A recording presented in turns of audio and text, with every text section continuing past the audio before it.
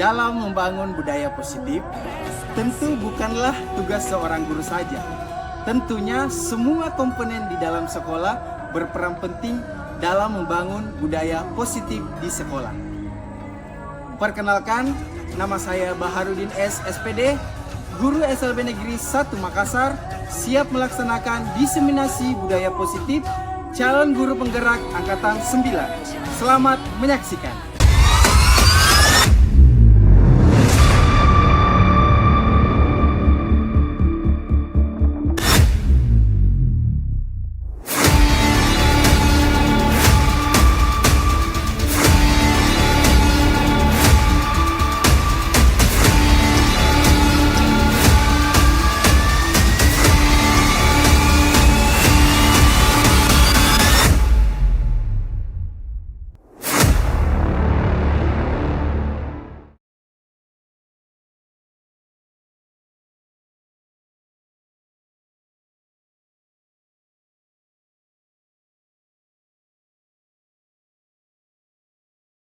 Warahmatullahi wabarakatuh. Kita kesempatan dan kesempatan sehingga pada siang hari ini kita dapat berkumpul untuk melakukan kegiatan yaitu aksi nyata 1.4 destinasi budaya positif oleh Bapak Guru SPD calon guru penggerak Angkatan 9 Negeri 1 Makassar. Ya, saya diangkat untuk memandu kegiatan pada hari ini. Untuk lebih ini akan dipaparkan apa sih aksi nyata dan destinasi budaya positif. Memulai kegiatan hari ini, pertama, sambutan atau pengarahan yang akan disampaikan oleh Kepala SLB Negeri 1 Makassar, Bapak Daniel SPD PNPD, hormat disilakan. Terima kasih, Pak. Bismillahirrahmanirrahim. Assalamualaikum warahmatullahi wabarakatuh. Ya, sama-sama kita hormati ini CIP Angkatan 9 Pak Bahar, alhamdulillah untuk saat ini melakukan aksi ini yang keempat kalinya kalau nggak salah kaitan dengan tugas-tugas yang diwajibkan diikuti dilaksanakan di calon guru penggerak. Bapak Ibu yang bergabung di kegiatan ini yang saya hormati, alhamdulillah pagi siang hari ini kita diberi kesehatan kembali mengikuti kegiatan yang dilaksanakan oleh salah satu teman kita, yang tentu kegiatan-kegiatan seperti ini akan menjadi rutinitas untuk kita semua. Sebelum saya masuk ke ini, fokus ke kegiatan kita hari ini, saya hanya memberikan kembali, mengingatkan kembali, memotivasi teman-teman. Ada Ibu Sahriwati, ada Ibu Anita, ada Ibu Emma, Ibu Rizka, Pak Sidik, Pak Sadar, Pak Andar, Pak Isan, batas waktu sampai tanggal 27. Silakan dilanjutkan. Sisa saya menunggu rekomendasi. Bapak Ibu saya menunggu sampai besok kita memberikan pernyataan keterangan. Bisa kita sama-sama berbuat di sana. Yang sementara berjalan kita doakan ada Ibu Dian, ada Ibu Budaya, dengan Ibu Ratna, Ibu Samsiah, 3 orang. Ini kita doakan semoga sampai akhir nanti bisa semua masuk sampai kita di sini bisa bergabung semua di calon guru penggerak. Tentu dengan berkumpulnya kita di kegiatan ini pasti sangat bermanfaat baik untuk kita terlebih untuk peserta ini ke depan. Nah, Bapak Ibu, kembali aksi nyata di Bawahan ini rutinitas yang sekarang keempat kalinya melaksanakan aksi nyata program kebahagiaan.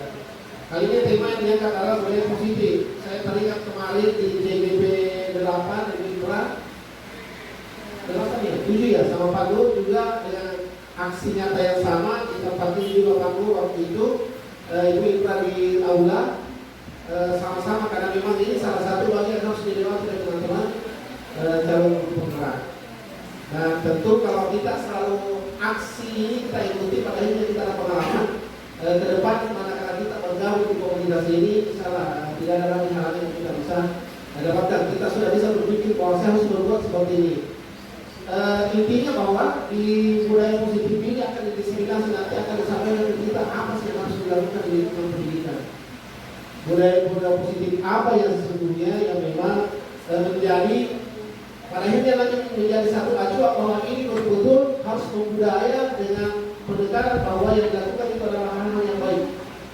Semua hal-hal yang bermanfaat, positif untuk kita semua. Nah inilah yang memang banyak hal yang nantinya kita dapatkan di kegiatan-kegiatan seperti ini Bapak Ibu. Tentu yang terpenting adalah berbicara masalah budaya positif, maka yang paling fokus nanti salah satunya adalah budaya disiplin positif. Disiplin positif, kenapa menekanannya di situ? Kalau kita sudah disiplin kita berpikirnya bahwa saya lakukan adalah berpikir positif semua, dengan disiplin lagi yang budaya, pada akhirnya kan makanya juga dari peserta ini pemberian pembelajaran yang lebih baik lagi. Itu sasarannya di sana. Dan tentu banyak hal nanti yang akan disampaikan oleh Bapak Bahar yang kita jadikan pada diskusi pada siang hari ini. Begitu saja yang saya sampaikan, tetap semangat Bapak Bahar sampai final nanti 4 bulan ke depan. Bisa 4 bulan ya? Dan terasa. Ya, kita ada rasakan dia terasa. Dan tentu teman-teman juga nanti seperti itu akan berjalan gitu. Kita jangan memberikan tugas-tugas yang kami bantu ini bahwa kita yang berjalan. Karena saja kalau sudah mau sudah panen karya itu enjoy semua di sana. Kita memperlihatkan aksi-aksi yang selama ini waktu beberapa bulan dilewati akan diperlihatkan semua di sana. Dan salah satu manfaat terbesar Bapak Ibu yang kita rasakan di guru penggerak ini, yang sama halnya dengan kelas penggerak itu semakin bertambah teman-teman untuk dia berdiskusi. Kalau kami di kepala sekolah mungkin di Indonesia aja, kalau teman-teman di Sulawesi Selatan itu akan ketemu. Dan tentu kita akan sering berdiskusi terkait persoalan-persoalan, tentunya persoalan terkait persoalan pembelajaran, bukan persoalan rumah tangga. Nah, kenapa ini penting menurut saya? Kemarin kita ada di sana, karena ini kita adalah pendidik.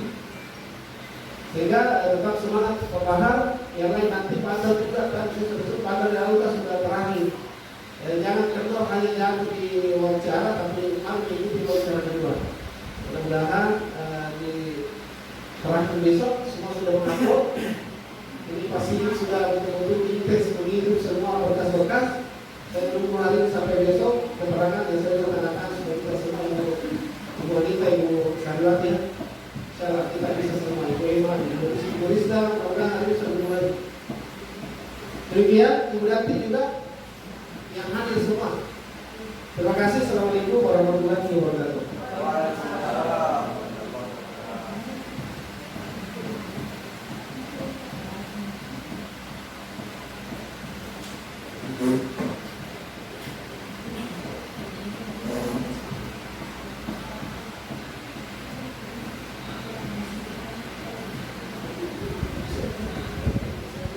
Berikutnya pemaparan aksi nyata destinasi budaya positif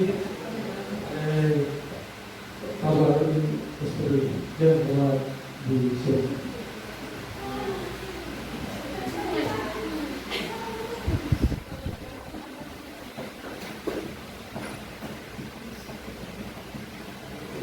Baik, terima kasih moderator atas kesempatan yang diberikan pada saya tentunya.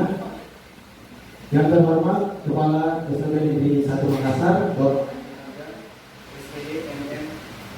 dan yang saya hormati para guru-guru Makassar yang hari ini sangat luar biasa dan antusias, dan saya sangat senang kepada Bapak Ibu adalah guru-guru hebat yang meluangkan waktunya di tempat ini. Alhamdulillah. Sebelum saya memulai pemaparan tentang budaya positif destinasi untuk aksi nyata, izin Bapak Ibu, jadi saya berdiri di sini adalah merupakan salah satu tugas dari calon guru penggerak untuk memenuhi kegiatan-kegiatan yang telah saya lalui, dan salah satunya yaitu aksi nyata diseminasi budaya positif. Saya minta suaranya Bapak Ibu ketika saya mengatakan SLB Negeri 1 Makassar, Ibu semuanya mengatakan semangat, semangat, luar biasa. Boleh Bapak Ibu? Ya. SLB Negeri 1 Makassar. Semangat, semangat, luar biasa. Alhamdulillah, kita tepuk tangannya untuk kita semua. Boleh? Boleh Bapak Ibu? Silakan berdiri. Kita tidak seperti dulu sebelum kita memulai pemaparan tentang budaya positif di siang hari ini. Tentunya saya yakin bahwa Bapak Ibu di sini adalah semua guru-guru hebat. Kenapa meluangkan waktunya untuk bersama-sama membahas tentang destinasi budaya positif. Baik Bapak Ibu, kita ice breaking sesaat lagi. Jadi ice breaking-nya singkat. Ketika saya mengatakan tepuk satu, boleh? Tepuk satu, tepuk dua. Jadi kiri kanan. Tepuk satu, tepuk dua, tepuk tiga. Tepuk 4, 1, 2, 3, 4. Tepuk 5, 1, 2, 3, 4, 5. Boleh? Boleh. Oke. Tepuk 1, tepuk 2, tepuk 3, tepuk 4, tepuk 5, tepuk 3. Wah, luar biasa, kita tepuk tangan kita semua. Luar biasa Bapak Ibu.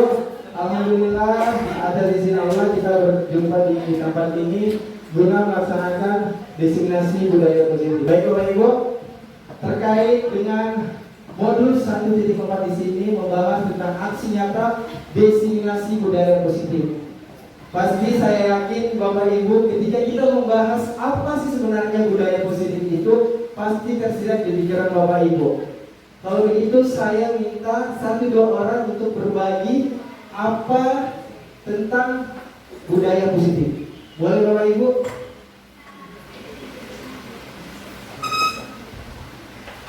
Budaya positif itu seperti apa? Ya. Budaya positif itu pembiasaan yang kita lakukan di sekolah. Bagaimana, masih ada Bapak Ibu? Boleh? 1 orang lagi. Boleh, apa sih sebenarnya itu budaya positif? Kebiasaan baik. Jadi, ayo. Kebiasaan baik. Menurut saya itu kebiasaan baik atau kebiasaan baik atau kebiasaan baik yang bisa dibudayakan di sekolah. Baik yang bisa dibudayakan di sekolah. Baik Bapak Ibu, atas jawabannya yang sangat luar biasa tentang bagaimana sebenarnya itu apa yang dimaksud dengan budaya positif. Nah, tentunya Bapak Ibu kita ketahui bersama-sama budaya positif itu adalah sesuatu hal yang sering dilakukan baik itu di lingkungan sekolah maupun di lingkungan di luar. Bahwasanya budaya positif di sini bagaimana kita mengembangkan kegiatan-kegiatan atau hal-hal kecil saja dulu, kegiatan-kegiatan atau contoh, apa yang kita sering lakukan di dalam lingkungan sekolah, mulai dari hal-hal kecil sampai membuat kita menjadi terbiasa. Nah, itulah secara berkesinambungan terus-menerus kita lakukan. Nah, itulah yang akan menjadi kebiasaan. Nah, makanya terjadilah budaya positif, budaya atau kegiatan-kegiatan baik yang kita lakukan setiap waktu dan artinya kita lakukan terus-menerus tanpa henti, sehingga budaya positif di sini tidak akan terhapus karena kita telah melalui begitu panjang proses yang dilakukan, begitu panjang kegiatan-kegiatan positif yang dilaksanakan sehingga terbenak dan tersimpan di dalam diri kita, bukan diri orang lain ya, tapi diri kita, sehingga menjadi kebiasaan-kebiasaan positif walaupun tanpa adanya aturan. Kebiasaan itu pasti akan dilakukan oleh kita sendiri. Nah, di sini kita dapat melihat bersama-sama Bapak Ibu tentang budaya positif. Budaya positif adalah nilai-nilai atau suatu kebiasaan yang berpihak pada murid, yang di dalamnya mengandung sejumlah kegiatan yang mampu menumbuhkan karakter murid. Seperti yang saya katakan tadi bahwa hal-hal kecil apapun yang kita lakukan yang mengarah ke kegiatan-kegiatan positif itulah yang mendapatkan atau menumbuhkan karakter murid kita. Yaitu salah satunya bagaimana kita membiasakan murid-murid kita untuk datang tepat waktu, bukan karena adanya aturan. Memberikan pemahaman kepada murid bahwa budaya positif itu bukan karena adanya aturan atau hukuman atau tata tertib di sekolah, tapi budaya positif itu harus ada di diri kita tentunya.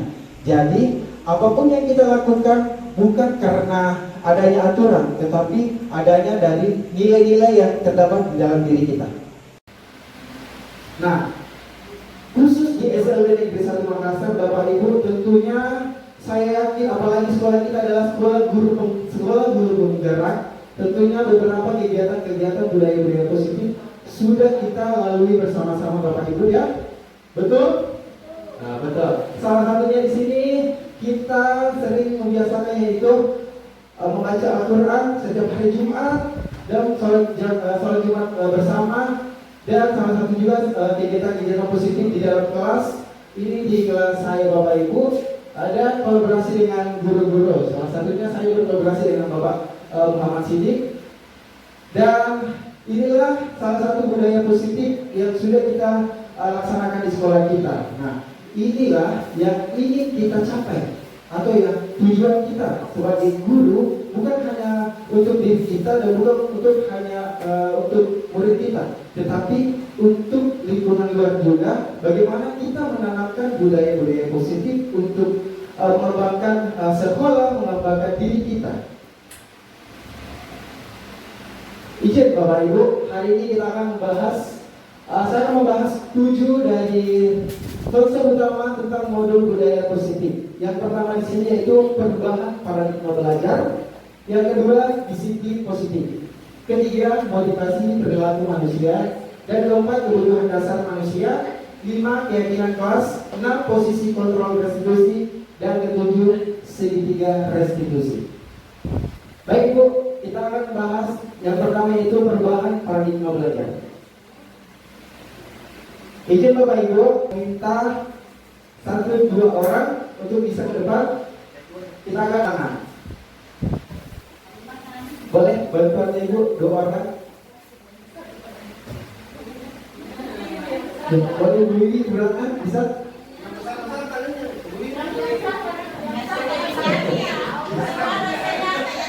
Jadi saya jelaskan dulu Bapak Ibu. Ada A dan B. A adalah teman kita di sekolah, dan di sini contoh tepuk tangan itu berisi sesuatu yang sangat berharga. Sesuatu yang sangat berharga dalam diri kita. Contohnya kita menggenggam tangan kita, terus teman kita merayu kita untuk membuka. Nah, bagaimana respon Ibu? Apakah dengan semudahnya itu Ibu membuka kepala Ibu?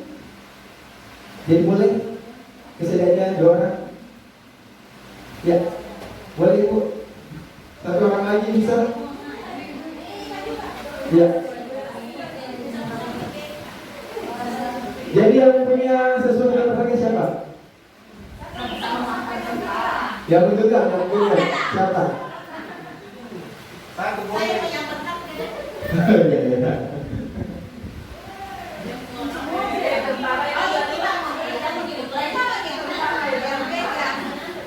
Ada dia memegang barang berharga Ibu, ya, Ibu Intra, dan tugasnya Ibu menggoda sampai Ibu Intra luluh hatinya membuka kedua tangannya.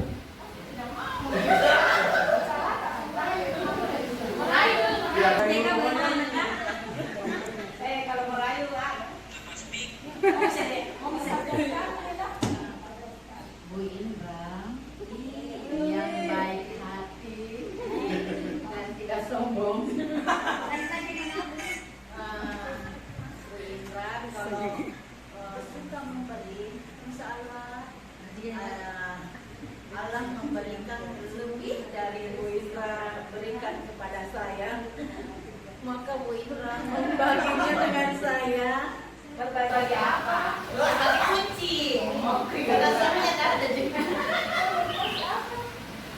Kalau Bu Indra suatu saat memberi saya, otomatis orang-orang bukan berarti dari saya yang memberi Bu Indra. Mungkin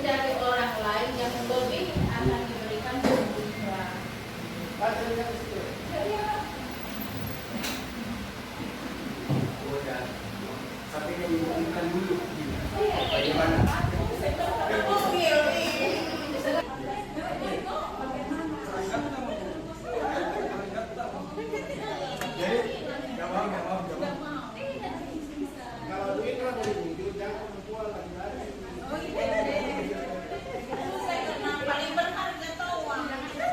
Ya boleh Bapak Ibu tepuk tangan buat Ibu Indra. Dan Ibu luar biasa. Jadi Ibu Indra tidak mau membuka kepala tangan.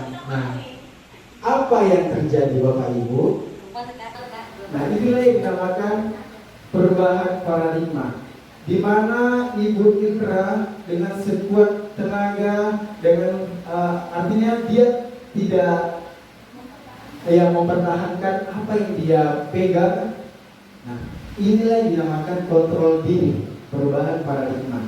Bapak Ibu tentunya sebenarnya walaupun kita diiming-imingi apapun itu, artinya walaupun itu harta ya, harta berlima harta. Nah, disinilah yang dinamakan posisi kontrol diri kita yang ada di dalam diri kita. Baik,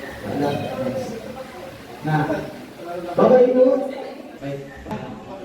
Apa namanya tadi antara Ibu Indra dan Ibu Hera, kita melihat bahwa Ibu Indra tidak memberikan membuka kepala tangannya di sini adalah itu yang merupakan suatu perubahan paradigma yang merupakan ilusi.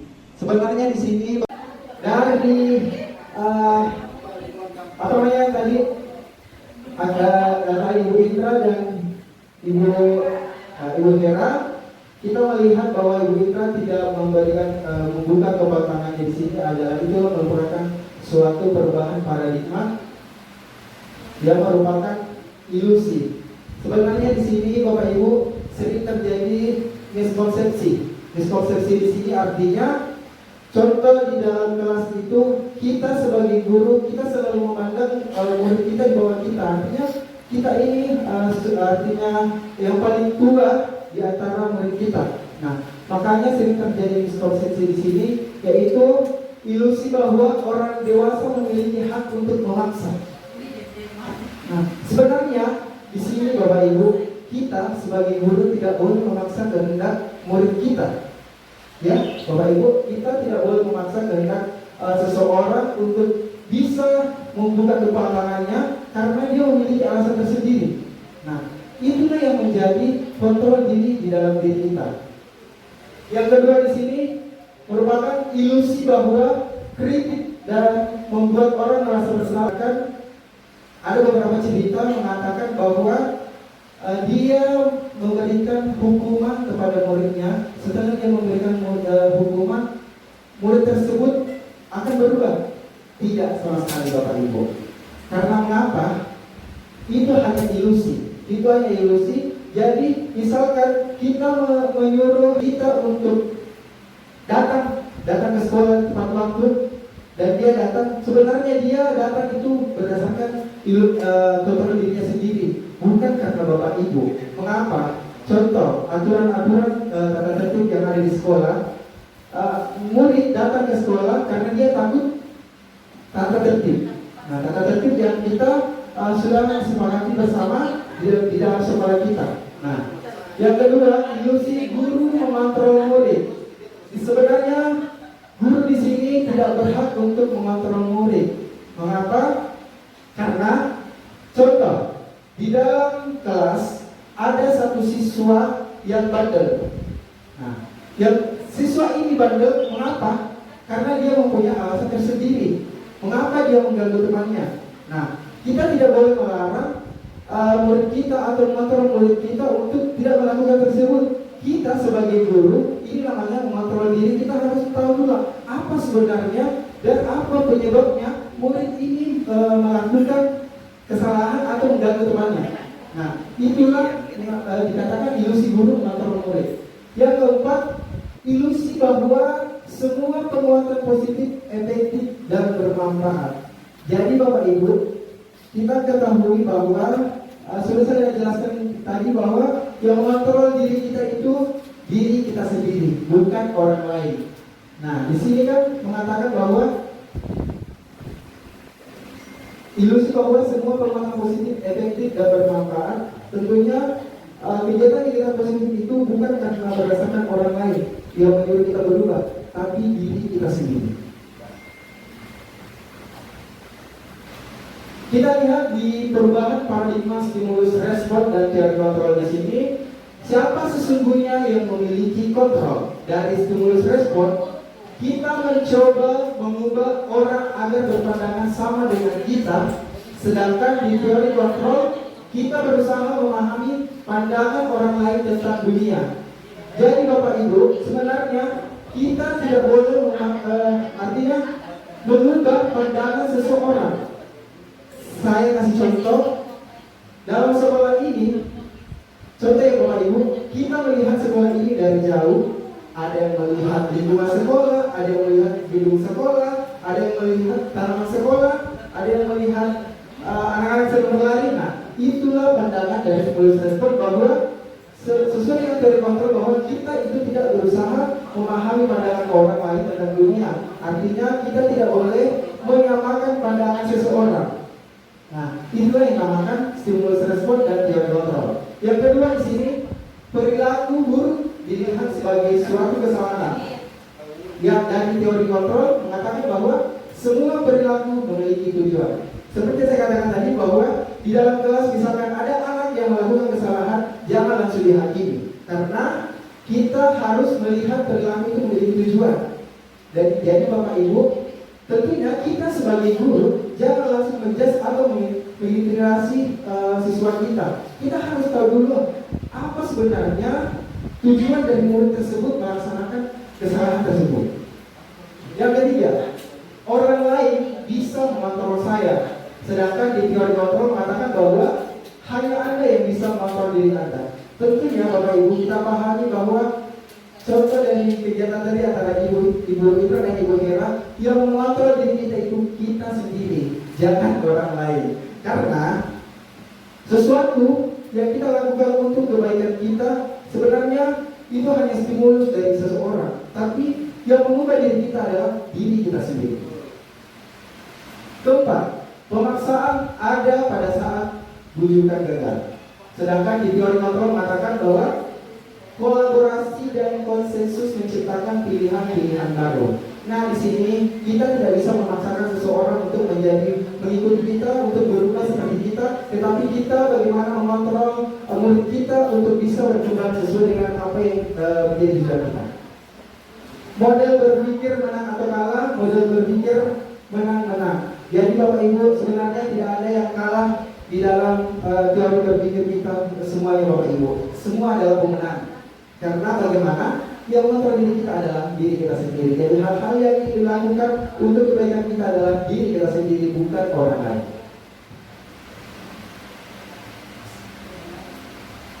Baik Bapak Ibu, kita masuk mungkin di makna disiplin. Boleh saya minta lagi pendapat Bapak Ibu makna disiplin. Boleh satu dua orang berbagi tentang makna disiplin? Makna disiplin.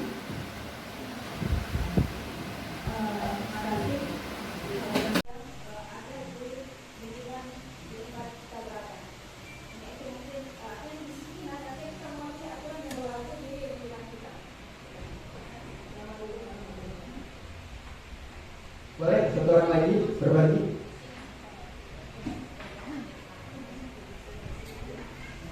Kebiasaan dalam hidup yang sudah teratur, misalnya jam mainnya ada, jam istirahat, jam mengerjakan PR, itu rutin dilakukan secara teratur. Ya, terima kasih Bapak Ibu, jawaban yang sangat luar biasa. Jadi kita maknai disiplin di sini pasti di benak Bapak Ibu sudah terarah bahwa makna disiplin itu untuk di sekolah adanya tata tertib, adanya aturan-aturan atau kesepakatan-kesepakatan bersama di dalam lingkungan sekolah kita. Baik Bapak Ibu, di sini menurut Bapak pendidikan kita Bapak KHD Ki Hajar Dewantara mengartikan bahwa makna disiplin dan nilai-nilai kebajikan di sini Di mana ada kemerdekaan, disitulah harus ada disiplin. Disiplin yang kuat, dan sesungguhnya disiplin itu bersifat self-disiplin, yaitu kita sendiri yang mewajibkan kita dengan sekeras-kerasnya. Tetapi itu sama saja, sebab jikalau kita tidak cakap melakukan self-disiplin, wajiblah penguasaan lain mendisiplinkan diri kita. Dan peraturan demikian itulah harus ada di dalam suasana yang merdeka. Kita bisa memetik dari Bapak Ki Hajar Dewantara bahwa makna disiplin di sini artinya ada dalam diri kita. Kalau misalkan kita tidak artinya disiplin menyayangi diri kita sendiri, maka orang lain berhak mendisiplinkan kita. Itulah salah satu contoh adanya aturan-aturan atau tata tertib. Bapak Ibu, ini yang kita inginkan, bahwasanya murid itu melakukan sesuatu kegiatan positif tanpa adanya imbalan, tanpa adanya hukuman. Nah, tetapi dia melakukan karena atas kesadarannya sendiri, atas kesadaran di dalam dirinya sendiri, bahwasanya saya mau tampil baik bukan karena pengaruh orang, tetapi ada dalam diri.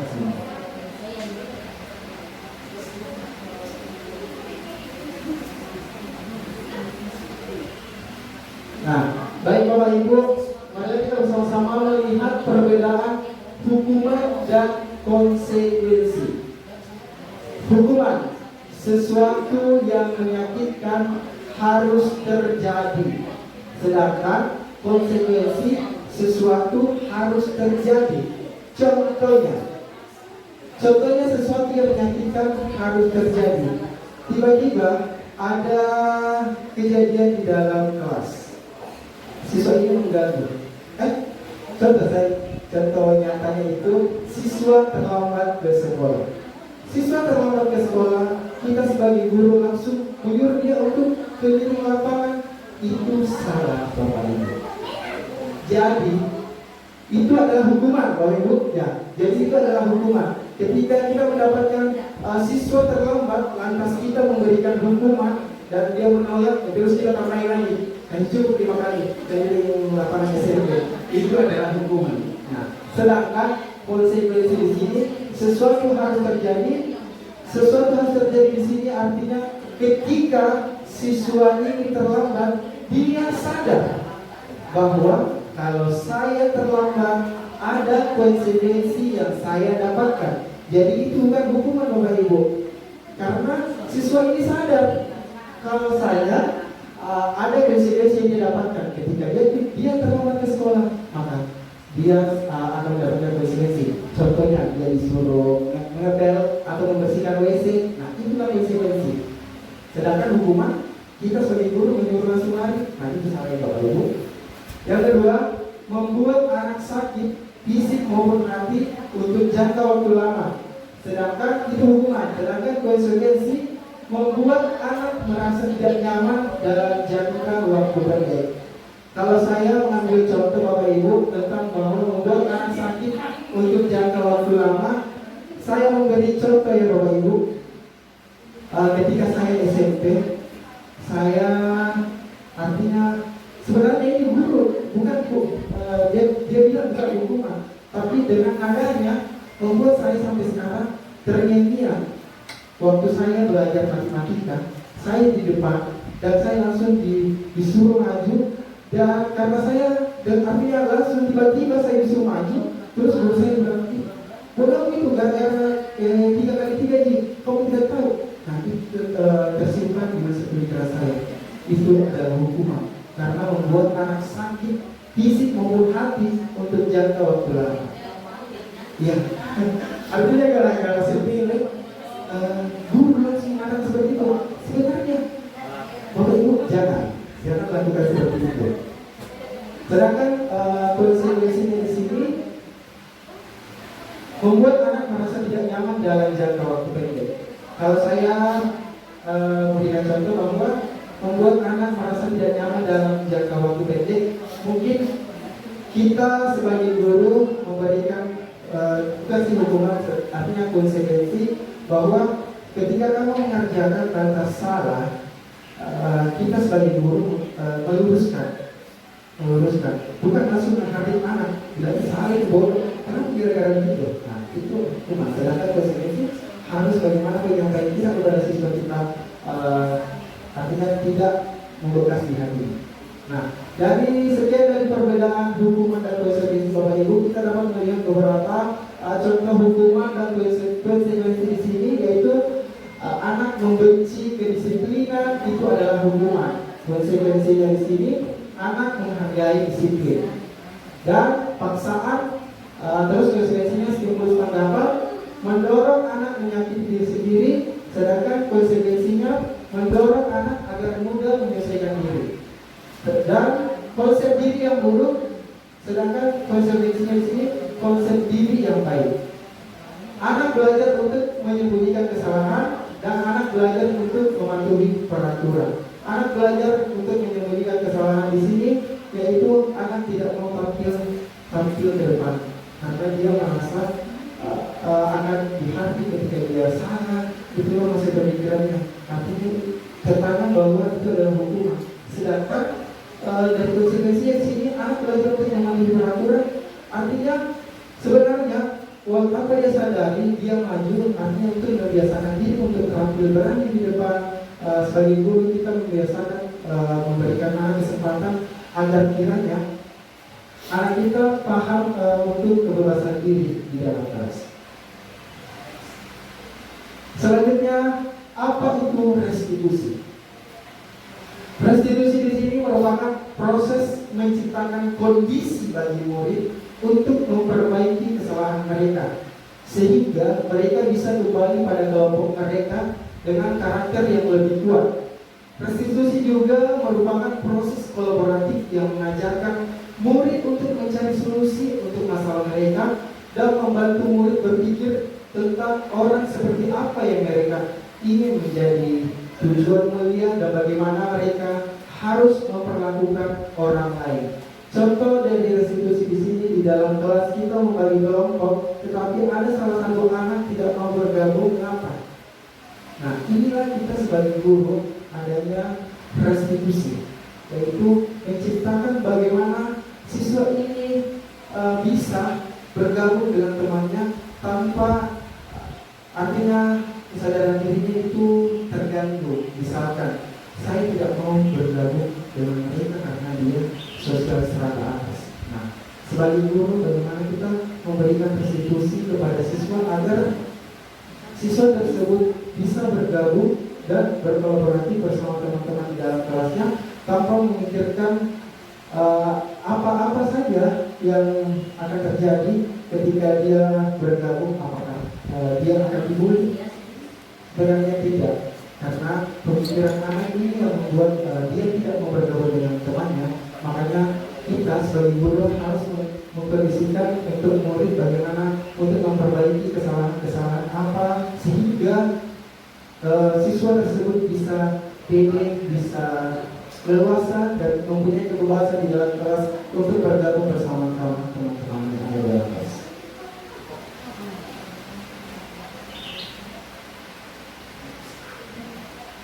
Baik Bapak Ibu, kita akan melihat di sini 9 ciri-ciri restitusi.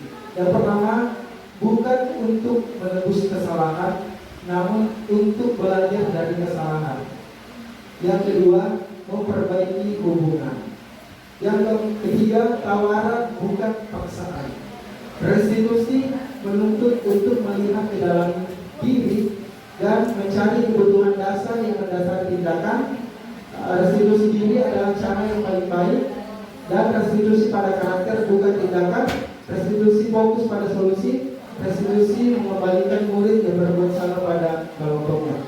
Bapak Ibu perlu kita ketahui bahwa dari 9 ciri-ciri restitusi di sini, bagaimana kita sebagai guru bisa mengakomodir kebutuhan siswa kita sesuai dengan restitusi. Bagaimana kita menstabilitaskan identitas siswa agar apa yang kita inginkan di dalam kelas tidak adanya terjadinya perbedaan untuk siswa kita. Jadi artinya sama rata di dalam kelas, siswa-siswa mempunyai kebebasan untuk sama-sama belajar, sama-sama berargumen, sama-sama berkolaborasi tanpa adanya perbedaan. Bapak Ibu, di sini ada tugas untuk kita sama-sama melihat apakah ini hukuman atau konsekuensi. Boleh Bapak Ibu kita lihat bersama-sama. Yang pertama, mencatat 100 kali di dalam buku dengan kalimat saya tidak akan terlambat lagi karena terlambat ke sekolah. Bapak Ibu boleh ini hukuman atau konsekuensi? Kenapa konsekuensi? Coba mencatat 100 kali di dalam buku dengan kalimat saya tidak akan terlambat. Oke, hukuman berapa hukuman? Coba angkat Bapak Ibu, hukuman atau konsekuensi? Ayo sih salah dulu, kita lihat jawabannya. Survei membuktikan. Ayo Anda. Nah, ternyata hukuman. Ulangan dulu dong penjelasannya. Bagaimana kita memahami sebenarnya apa sebenarnya itu hukuman dan apa sebenarnya konsekuensi. Kan di sini dijelaskan bahwa anak disuruh menulis 100 kali. Bayangkan itu 100 kali di kertas. Ini membuat anak capek kan? Capek fisik, capek psikis. Dan kalau sesuatu, bunuh sesuatu 100 kali. Oke, yang kedua, lari mengelilingi lapangan basket 2 kali karena terlambat hadir di sekolah. Wah, luar biasa. Suruh kan membuktikan hukuman ya. Jelas ya Bapak Ibu, di sini kita bisa melihat bahwa ketika kita menghadapi murid kita gara-gara terlambat terus langsung disuruh lari, wah bagaimana? Bagaimana kalau pagi-pagi belum sarapan langsung disuruh lari? Nah, ini sangat tidak baik Bapak Ibu. Yang ketiga, ayo Bapak Ibu kita kesalahan ketiga yaitu murid diminta untuk push up 15 kali karena tidak menggunakan masker ke sekolah. Ayo, konsekuensi ada hukuman. Konsekuensi? Ya, karena ini jam corona saat ini. Ayo ternyata hukuman. Murid diminta untuk push up 15 kali karena tidak menggunakan masker ke sekolah. Nah, sebenarnya ini kan masker itu kan kebutuhan pokok saat itu Bapak Ibu. Nah, anak tidak berlaku. Udah kebutuhan pokok masker. Jadi ya itu hukuman. Selanjutnya menggantikan kertas. Dalam kondisi bertemu seperti ini. Sebenarnya seperti itu bukan. Sebenarnya kami ini berbicara masalah kita menggunakan perbedaan hukuman dan konsekuensi. Jadi kita harus melihat dari hukumannya itu 15 kali. 15 kali push up. Gara-gara yang bukan merupakan Tapi kan dilakukan secara sadar. iya betul. Ayo selanjutnya menggantikan kertas tugas teman yang salah dicoret-coret. Bagaimana pandang? Ya, betul. Konsekuensi. Karena boleh kita sadar kalau kertas kosong dicoret-coret ya harus diganti dong. Karena kan semua murid punya kertas. Kenapa bukan kertasnya sendiri dicoret-coret? Ya, itulah cara kita disini. Ya, itu lebih banyak kita disini. Bagaimana Bapak Ibu? Betul? Konsekuensi. Kenapa ada? Ya, betul sekali. Konsekuensi karena di sini kita meninggal airnya orang memang harus dilakukan. Yang selanjutnya, murid disuruh untuk mengenakan sepatu seharian di sekolah karena tidak mengenakan sepatu hitam. Murid disuruh untuk mengenakan sepatu seharian di sekolah karena tidak mengenakan sepatu hitam. Kayak apa Ibu? Hukuman adalah pedofil. Gara-gara bukan sepatu hitam.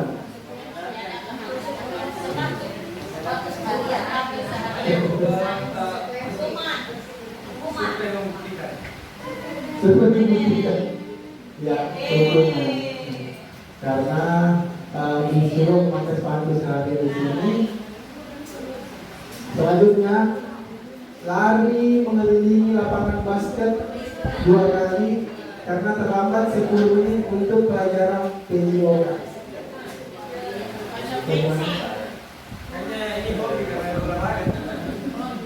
Bagaimana Bapak Ibu?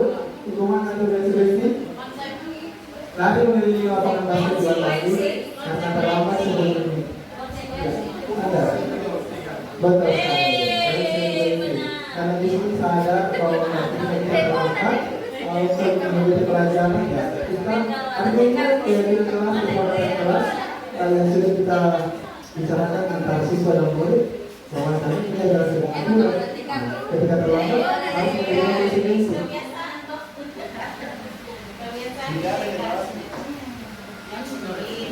Baik Bapak Ibu, karena kita lihat bersama di sini dihukum oleh penghargaan.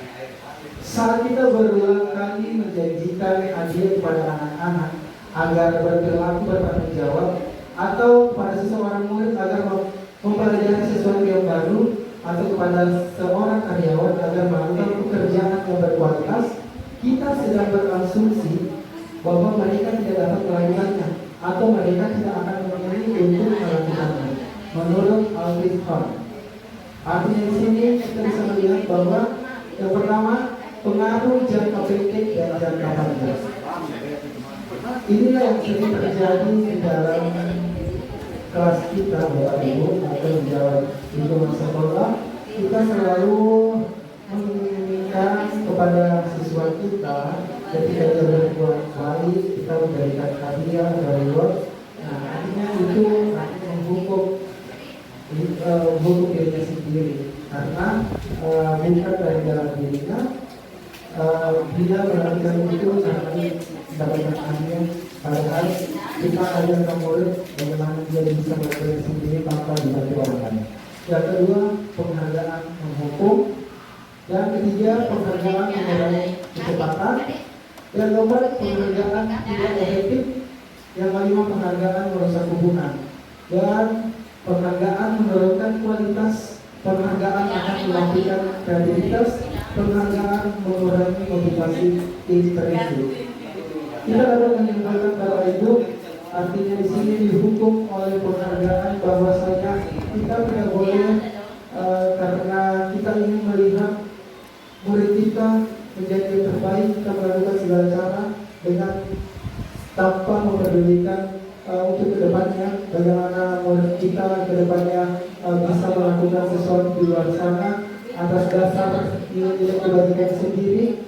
Nah, inilah yang membuat kita selalu memberikan stimulus atau reward yang sebenarnya tidak penting untuk siswa kita. Karena sebenarnya tujuan kita untuk murid kita artinya bagaimana dia memiliki nilai-nilai kebajikan tersendiri yang tertanam di dalamnya, bukan karena motivasi ekstrinsik, motivasi orang lain, tetapi motivasi intrinsik yang ada di dalam diri sendiri yang tertanam. Baik Bapak Ibu, selanjutnya kebutuhan dasar manusia. Kebutuhan dasar manusia di sini ada 5. Yang pertama bertahan hidup, yang kedua kasih sayang dan rasa nyaman, yang ketiga penguasaan, keempat kebebasan, dan kelima kesenangan. Bapak Ibu, kita ketahui bersama bahwa manusia memiliki kebutuhan yang harus terpenuhi. Salah satunya bagaimana bertahan hidup. Bertahan hidup di sini secara psikologis bahwa kita membutuhkan kesehatan, menghindari rasa lapar, menghindari dari tujuan dan panas. Itulah bagaimana kita sebagai manusia membutuhkan cara untuk bisa bertahan hidup. Kasih sayang dan rasa bersama diterima, tentunya kita bersama-sama tanpa sadar membutuhkan kasih sayang dan rasa diterima baik di lingkungan diri kita maupun di lingkungan luar. Yang ketiga, penguasaan, penghargaan, pengakuan kemampuan diakui dan dihormati. Ini berbicara tentang penguasaan. Lagi-lagi kembali kepada diri kita sendiri, bagaimana sebagai manusia mempunyai penguasaan itu bisa dihargai di luar, bagaimana bisa kita diakui orang lain. Ya, makanya kita sebagai manusia itu harus adanya kebijakan tersendiri dalam diri kita, bagaimana kita bisa berubah untuk bisa menjadi suatu kemampuan dan bisa diakui dan dihormati oleh orang lain. Yang keempat, kebebasan. Tentunya berbicara masalah kebebasan di sini di dalam kelas, Bapak Ibu harus memberikan kebebasan kepada setiap peserta didik kita agar apa yang ingin kita capai, pembelajaran apa yang ingin kita capai sesuai dengan pembelajaran, berdiferensiasi itu pembelajaran itu berpihak kepada murid. Semuanya lagi-lagi murid. Nah, makanya di dalam kelas harus memberikan kebebasan dan harus kita akomodir sesuai kebutuhan peserta didik. Yang kelima, kesenangan. Tentunya di sini bagaimana kita menciptakan kesenangan baik untuk kita maupun untuk siswa-siswa kita di dalam kelas dan untuk semua stakeholder yang ada di lingkungan kita, tentunya di seluruh satu Makassar. Baik Bapak Ibu, mari kita bersama-sama melihat kebutuhan dasar manusia. Contoh di sini, jika seorang anak kelas 3 SD begitu tiba di rumah sepulang dari sekolah, menangis dan mengadu pada ibunya bahwa dia benci pada ibu Rani. Ternyata ibu Rani itu gurunya. Menurut Anda, kebutuhan apa yang berusaha dipenuhi oleh Dinda jika jawabannya seperti ini? Ibu guru bilang, aku tidak boleh bersenandung sewaktu mengerjakan tugas. Katanya kelas harus tenang, tidak ada suara, kan tidak seru jadi. Coba Bapak Ibu, kebutuhan apa yang dibutuhkan Dinda? Bagaimana? Bapak Ibu, kebebasan, betul?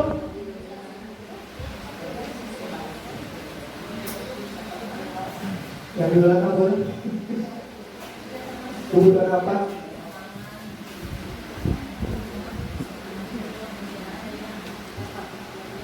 Kebebasan cinta dan kebebasan. Bapak Ibu sekarang ini semua jawabannya.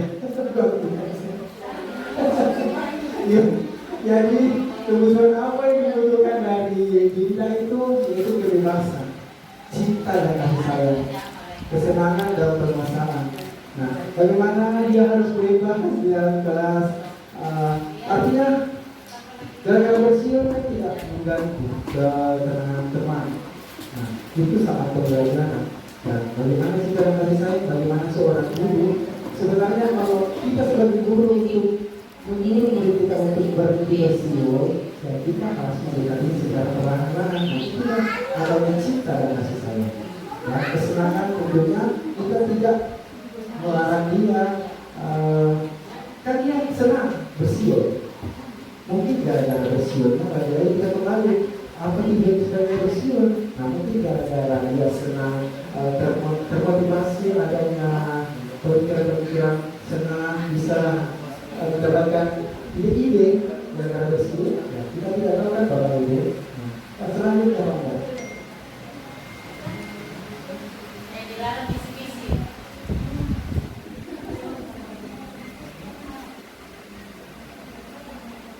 Ya.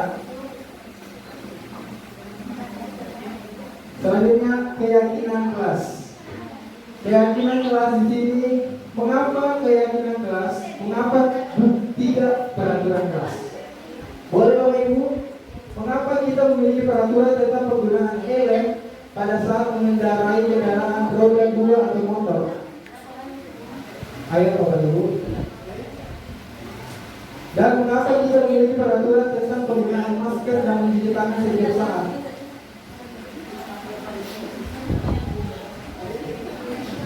Izin Bapak Ibu boleh bersama-sama kita membahas mengapa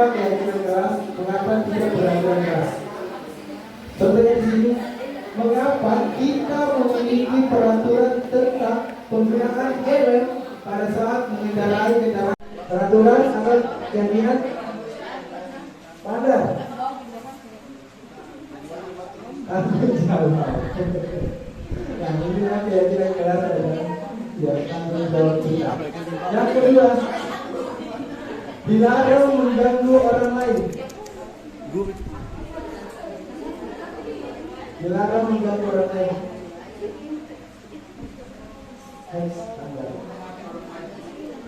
Menghormati orang lain. Selanjutnya, hadir di sekolah 15 menit sebelum pembelajaran dimulai.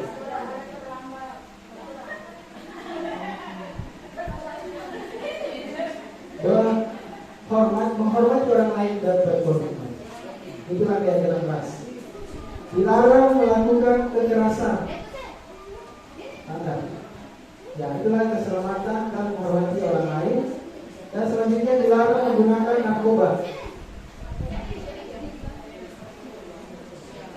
Kesehatan. Bergantian atau membunuh diri. Menghormati orang lain dan bersabar. Gunakan masker. Ya, betul, kesehatan dan keselamatan. Jangan berlari bebas atau berlari.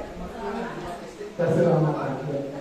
Nah, inilah Bapak Ibu peraturan dan keyakinan kelas yang akan kita bersama-sama meyakini dan bersama-sama menerapkan di kelas kita masing-masing.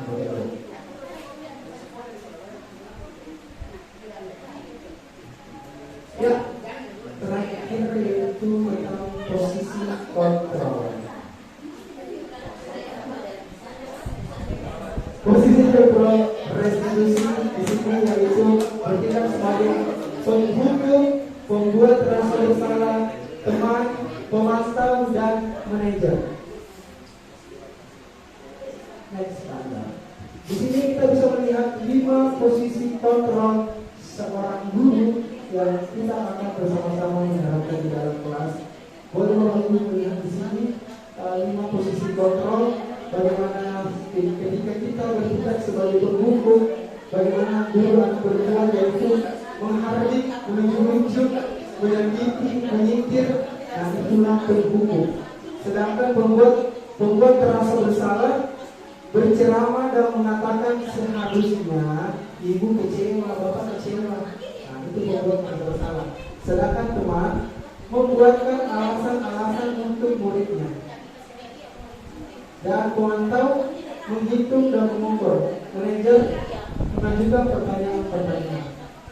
Bapak Ibu, boleh saya sebagai materi terakhir saya memperlihatkan video langsung saja Ibu. Nama kita berada di sini sesuai dengan 5 posisi kontrol. Saya akan memutarkan video 5 posisi kontrol.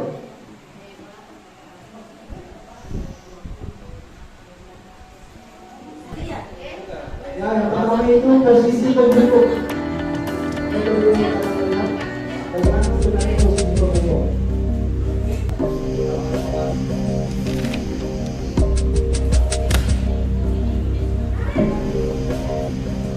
Naren,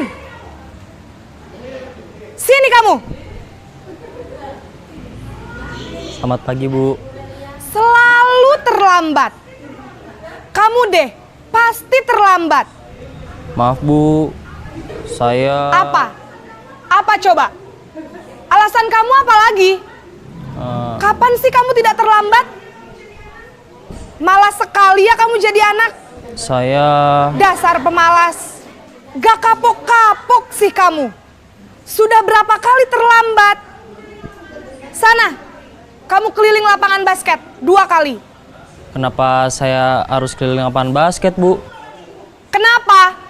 Kamu mau lawan ibu? Berani-beraninya jawab. Sudah terlambat, masih berani jawab pula. Sekarang, keliling lapangan basket 5 kali sekalian. Biar kapok. Cepat. Pergi sana ke lapangan basket. Yang kedua, posisi pembuat rasa bersalah.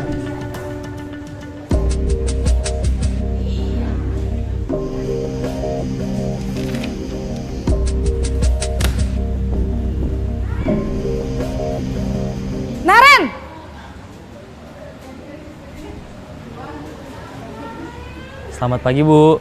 Naren. Kamu kenapa terlambat lagi, Nak? Ya Tuhan, Naren. Kamu senang ya bikin ibu susah ya? Kalau kamu terlambat lagi, nanti ibu yang ditegur bapak kepala sekolah, Nak.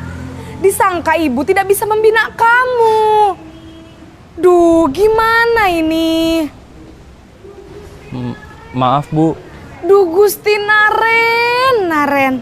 Kamu suka ya kalau ibu ditegur bapak kepala sekolah? Terus, sekarang ibu harus tulis apa ini di buku absen? Ini kamu sudah sering terlambat loh. Ibu harus apa coba? Maaf, Bu. Maaf sekali. Ya sudah, lain kali jangan bikin ibu susah lagi ya, Nak ya. Ibu tidak akan kuat lagi kalau kamu begini terus. Bisa jantungan kalau ibu ditegur bapak kepala sekolah. Sana cepat ke kelas. Maaf ya, Bu. Maaf sekali. Posisi pembuat rasa bersalah berbicara dengan nada tenang.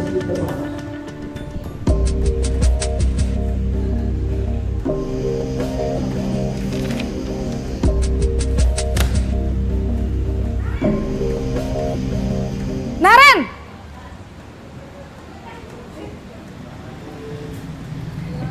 Selamat pagi, Bu. Wah, sudah jam berapa ini, Nak? Terlambat lagi ya, sayang. Iya, Bu. Habis ibu saya lupa bangunkan saya, Bu. Kamu malah menyalahkan ibu kamu. Kamu bukannya anak yang larinya paling kenceng. Kok terlambat sih? Iya, Bu. Saya memang terlambat bangun tadi. Jadi, biarpun saya lari kencang, tetap gak kekejar, Bu. Ya sudah sana. Nanti lain kali larinya lebih kenceng lagi ya. Biar gak terlambat lagi. Bikin seneng ibu. Demi ibu. Bisa kan? Bisa lah, Bu. Ya sudah sana masuk kelas. Ibu beresin urusan absen kamu. Kamu ini ada-ada saja. Ya, posisi penonton atau penonton.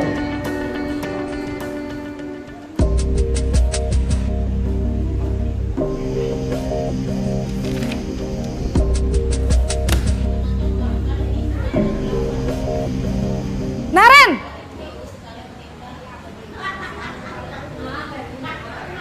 Selamat pagi, Bu. Naren, apa peraturan sekolah kita tentang jam berapa kita harus masuk sekolah, Nak? Kita harus di sekolah jam 7, Bu. Iya, betul. Sekarang sudah jam 7.20. Naren sudah tahu konsekuensinya jika terlambat hadir. Paham, Bu. Saya harus tinggal kelas pas jam istirahat selama 20 menit. Iya, benar. Konsekuensinya demikian. Jadi nanti jam 9.30 pas istirahat, kamu harus tinggal di kelas, kerjakan tugas tambahan untuk ketertinggalan kamu, ya?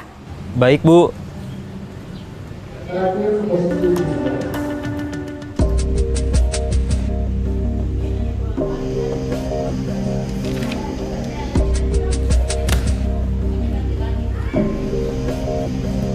Naren!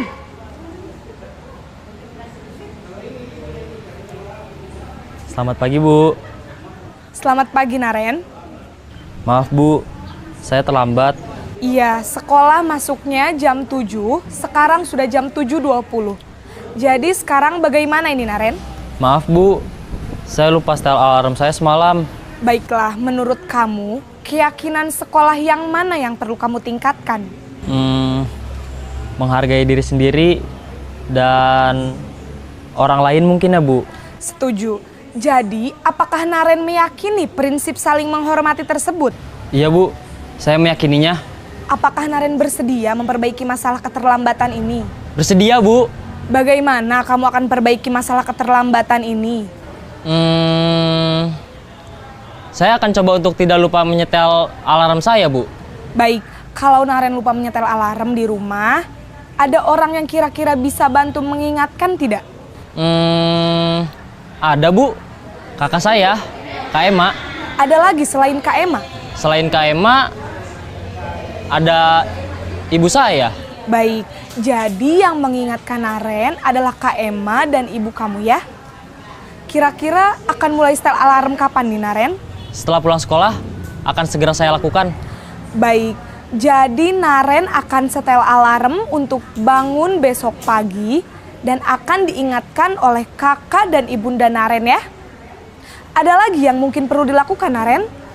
Agar tidak terlambat bangun lagi. Tidak ada, Bu. Baik Naren, terima kasih untuk kerjasama kamu. Sekarang kamu perlu kembali ke kelas untuk belajar. Baik, Bu. Terima kasih.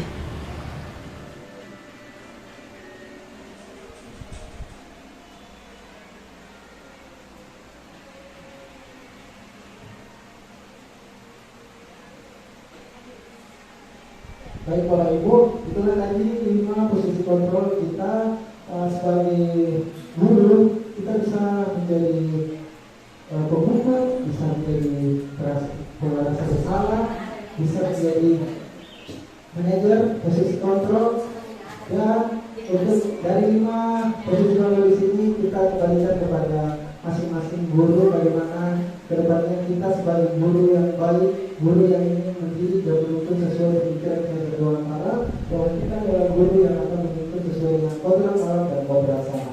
Baik Bapak Ibu, nah itulah pentingnya mengapa restitusi itu penting, karena merupakan rasa bersalah menguras energi, dan ketika kita merasa bersalah, kita mengalami identitas kegagalan, dan perasaan bersalah membuat kita terperangkap pada masa lalu, di mana kita tidak bisa berbuat apa-apa lagi. Baik Bapak Ibu, itulah penyampaian materi untuk diseminasi budaya positif.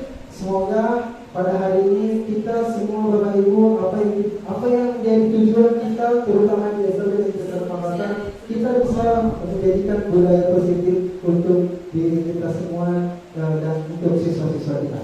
Wassalamualaikum warahmatullahi wabarakatuh. Waalaikumsalam warahmatullahi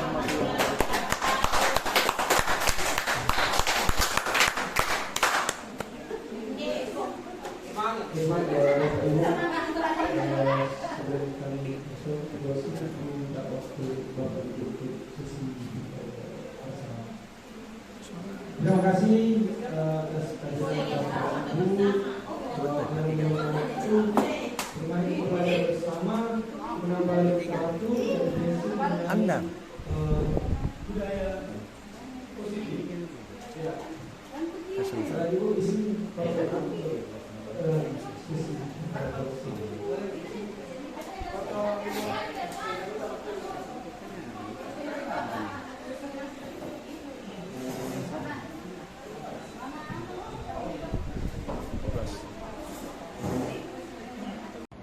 SLB Negeri 1 Makassar.